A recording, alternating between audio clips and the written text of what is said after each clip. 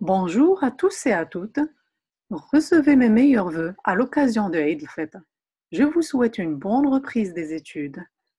Nous allons découvrir aujourd'hui ce que c'est la tonalité.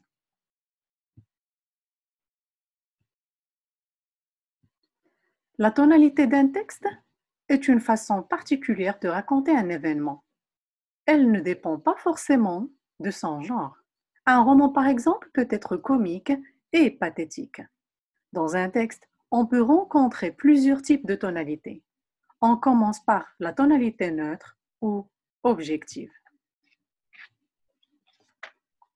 La tonalité neutre ou objective a pour but d'informer, expliquer, raconter.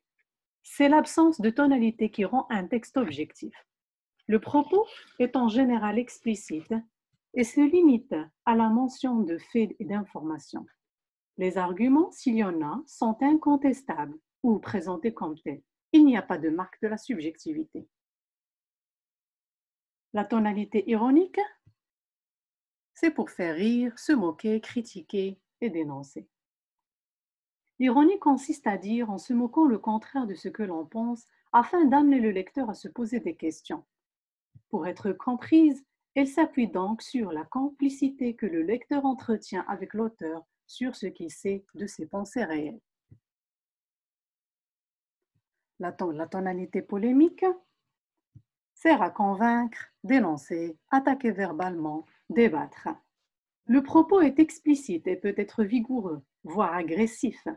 L'auteur attaque une thèse, un personnage, en s'impliquant personnellement dans le texte. Il y a des marques de la subjectivité, des procédés d'insistance, d'exagération et d'ironie. La tonalité comique, c'est pour faire rire, s'amuser et se détendre. On distingue différents types de comique. Le comique de geste, de mots, de caractère, de répétition. Le XXe siècle a développé d'autres procédés de comique comme l'absurde ou l'humour noir. La parodie aussi consiste à imiter de façon caricaturale le style d'un auteur ou d'un genre littéraire. La tonalité tragique cherche à émouvoir, susciter la terreur ou la pitié. Le tragique met en scène des êtres humains qui, malgré tous leurs efforts, ne peuvent échapper à leur destin, notamment la mort. La tonalité épique sert à glorifier, exalter un héros, proposer l'admiration d'un peuple. L'auteur raconte les hauts faits d'un personnage ou d'un peuple. Il multiplie les procédés de style qui mettent en valeur le thème, image, répétition, exagération, personnification, invocation, jusqu'à lui donner une dimension surhumaine. Il s'implique fréquemment dans le texte et il y a des marques de la subjectivité. La tonalité lyrique, c'est l'expression de soi, où on exprime ses sentiments. Le lyrisme est l'expression de soi, il y a donc des marques de la subjectivité. L'auteur développe ses sentiments, ses émotions à propos de ce qu'il voit ou de ce qu'il pense.